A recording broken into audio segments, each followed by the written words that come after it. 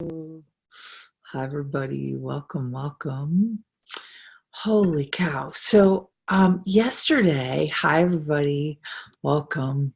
Yeah, I really, I kind of don't want to do this Facebook Live, but I know what I know about me is I always ask a question and I asked, will it create greater? So here goes nothing. So you guys are going to get some vulnerability from me. And really, so yesterday I was having a conversation with a good friend of mine, and she was asking me a lot of questions. And one of the things that I have um, sort of known for a while, but didn't really totally know or didn't want to admit or didn't want to acknowledge is like this piece around vulnerability. So a lot of you know that I have created the No Judgment Diet, and I originally did it out of my own need to change the way that I saw my body, to change the way that I saw like my own skin. And so people would reflect certain things that they saw in me that I never could see. And I knew I had to change something. Well, for the last 7 years, I have been basically on this mission to eradicate and eliminate judgment off the planet, but specifically, the No Judgment Diet to be known for literally giving people the transformation, the change, the joy, and the magic, and to not use their bodies as an excuse. So the target of the No Judgment Diet is 10 million bodies out of judgment. And here's what I'm going to say about this, and this is why I don't want to talk about it. It makes me want to cry, is I am really good at being vulnerable about my body and my body's pains and problems and insecurities, but I've been really good about being vulnerable about it while also simultaneously hiding it, right? And so there are areas of my life where I have been going through some hard times and I haven't wanted to talk about it, I haven't wanted to put it out in public, and I don't think I need to either. But what I will say is I've been hiding behind the story of the problem or the story of the situation or the story of the change, and not actually showing up fully. And so here's what I'm going to say about this is I had been judging me in these areas. And it's funny, I was talking to not just one friend, but a couple of friends lately, because I was like, I am like so worried about what people think, right? And it's really, I don't know if any of you have had this experience where sometimes you get paralyzed by the thought of what other people think. And even just talking about this right now, like I want to cry, my face gets flushed, all this stuff starts to happen. And so what I want to invite you into is this concept of really, truly, what if the only person worried about what you think is you? What if the only person worried about you or judging you or separating from you or afraid is you and what you think? And what I know about me, and I just saw this yesterday, so it's a little raw. It's a little like, oh God, do I actually have to go here? Which I really didn't want to go to, is that I had been hiding behind the story of my own story. Okay. Can any of you relate to that? Hi, everybody. So I have been hiding behind, hi, sweetness. I have been hiding behind the story of my own story. So what do I mean by that? I have been dealing with a situation with my son and his dad, and it hasn't been all fun, but there's been some really amazing movement and momentum. And I shared a really vulnerable post, did a Facebook Live this week on allowance. So if you want to check it out, please, it's on this wall. Please check it out. But it was all on this piece of doing the one thing that I didn't want to do, which is I sat face to face with my ex-husband, and for 3 hours and a box of Kleenex later, cried my eyes out and did the one thing I didn't want to do, which was apologize. And did the one thing I didn't want to do, which was acknowledge the role that I was playing in our relationship and in our dynamic. And little did I know, I was putting our son in the middle.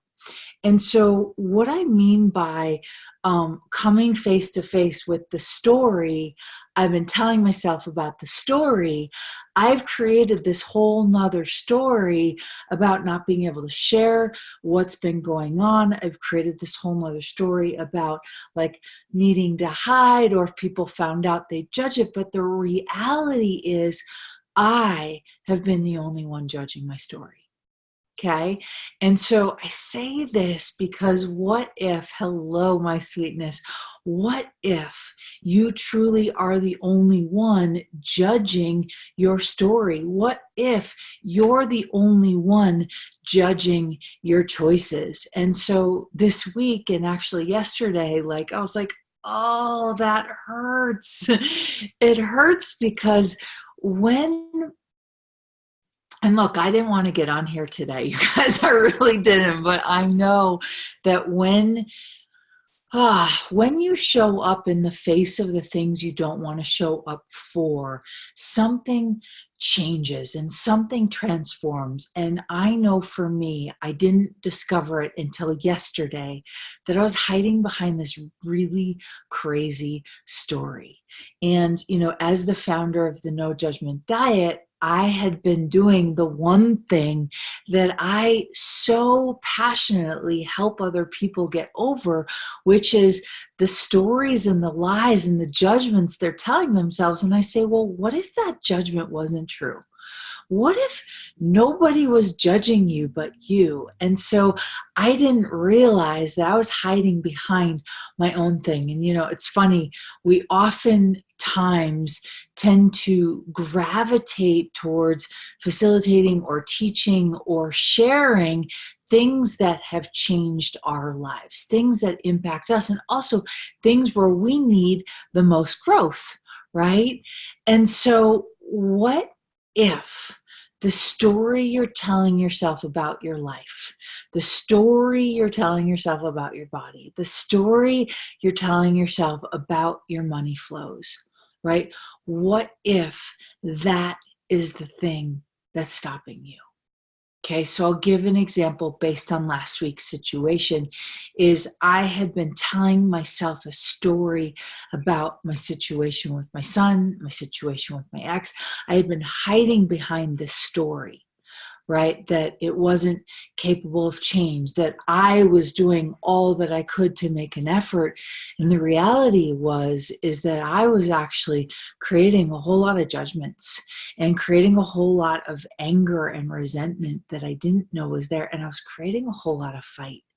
And so when you are hiding behind the story you're telling yourself about your story, you actually are fighting yourself instead of fighting for a greater reality. Ouch. Can anybody say ouch? And so what I want to do today is really just talk about, how do you change that? How do you facilitate yourself out of that? How do you look yourself in the mirror and go, holy crap, like for me to be like, oh my God, I'm the founder of the No Judgment Diet, and I've been hiding behind a whole slew of judgments I didn't actually know I was hiding behind. And then to go, okay, so what? So what? Where do we make all these things so relevant and so significant? And the truth is, nobody cares about really truly like your own personal journey except for you. Nobody makes it more significant than you. But what I will tell you is, when you show up for you, when you let down your barriers and you look yourself in the mirror and you find a way to look yourself and go, oh, I screwed up. Oh, I've been making up a story. Oh, that's almost like, it literally has to be like comical, like really, truly. And I've been considering this idea of like the comedy skits in terms of the conversations that we have with ourselves behind closed doors. Nobody is thinking the thoughts that you think. And so if you are like in this place where you're like, oh my gosh, I've been hiding behind my story with my ex. I've been hiding behind my story with my body. I've been hiding behind the idea that I'm not good enough. I've been hiding behind the idea that I don't have enough money. I've been hiding behind the idea that I have to stay married because I'm worried about what other people will think.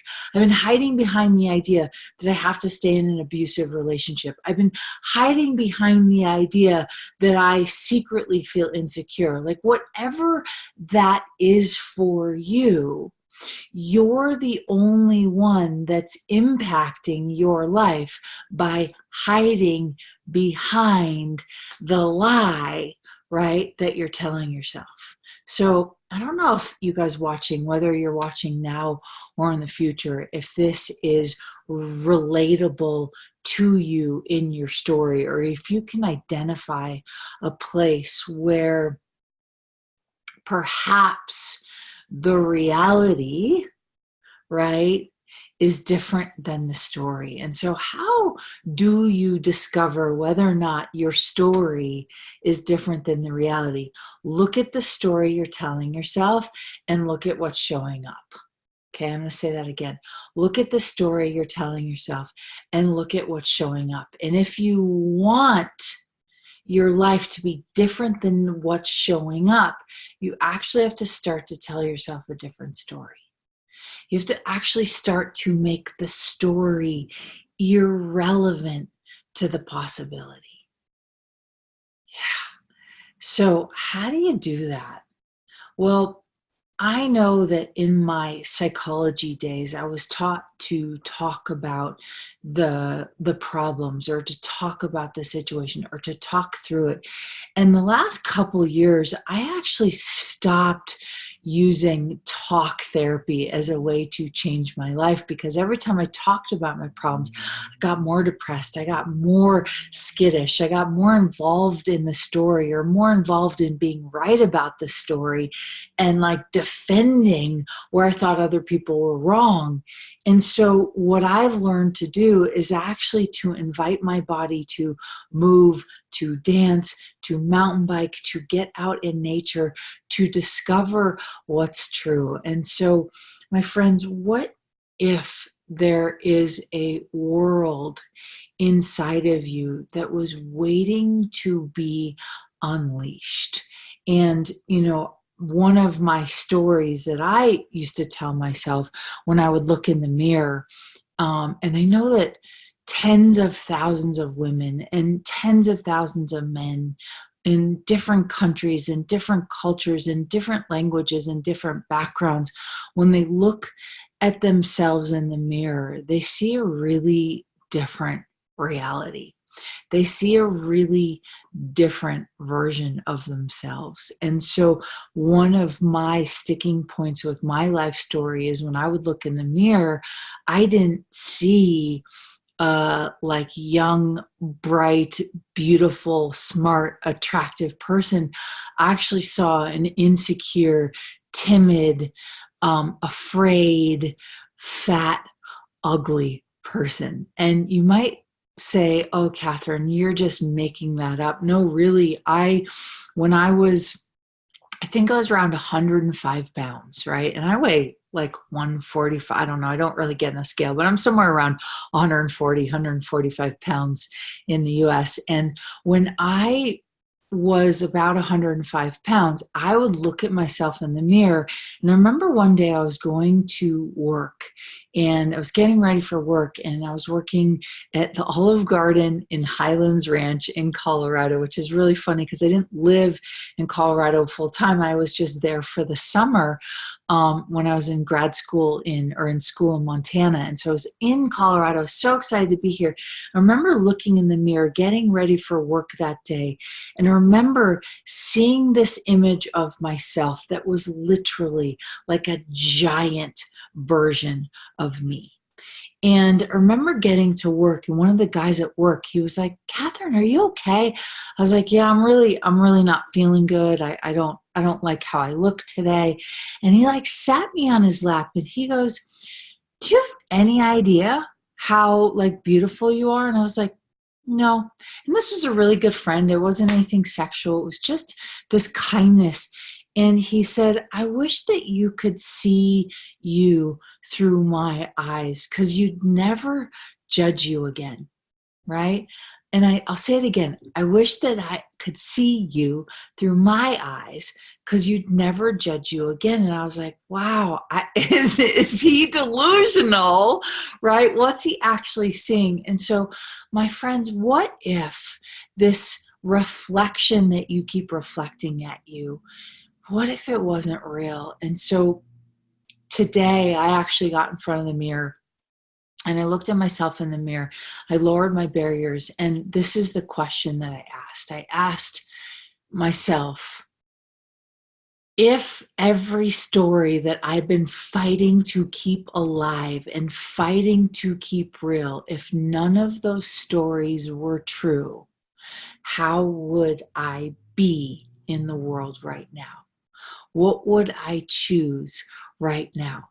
What would I tell myself about me, right? And even as I'm talking, it's like, those are the pieces, my friends, where your past does not define your creation of your life, and your reflection of you doesn't define it.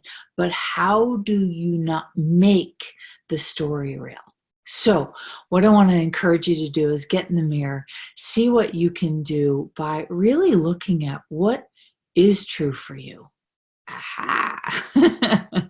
What if everything you thought about what you cannot reveal about you? So I know we've all had bad relationships. Maybe we've been abused in those relationships. Maybe we've been the abuser, right? Maybe we've bad talked our, significant other. Maybe we've bad talked ourselves, our parents. Maybe we've bad talked our bodies. Maybe we've hidden behind shame around finances, or hidden around shame behind our sexual orientation or our sexual pleasures. And I'm here to say that none of it needs to be hidden, right? And all of it can be what makes you into the beautiful, courageous magician you really are. So, yeah, that's all I want to say. I will say that I didn't want to do this. And why I'm saying that is sometimes we don't want to admit where maybe we've been hiding behind a story. I know that I didn't want to admit that I was hiding behind a story. And what I now know is that hiding is really just a pretense right before the magic. I'm going to say that again. Hiding is really just a pretense right before the magic. So what magic of you, what miraculous, energetic possibility of you are you hiding behind with the stories you keep choosing? My friends, if you're ready to let go of the story, nobody's judging you but you. And so with a little advice from the no judgment diet, and one of my favorite tools is really to stop it and think of something that you can be grateful for you, for the momentum, for the creation, and for the possibility. So from my heart to yours, I hope this finds you well on a Friday afternoon, and may you enjoy the gift and magic you be. Thanks for being here. Bye for now.